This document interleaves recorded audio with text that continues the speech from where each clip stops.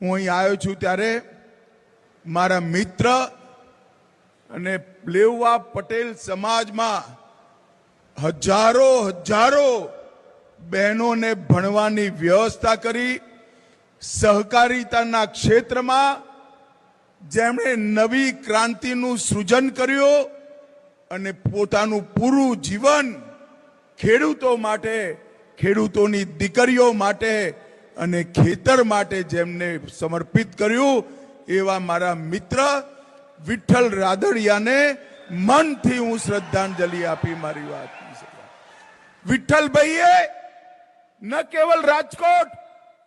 સમગ્ર સૌરાષ્ટ્રની અંદર સહકારિતાના મૂળિયા પાતાળ સુધી ઊંડા કરવાનું કામ કર્યું. અનેક વાર ક્ષેત્રની વાત હોય,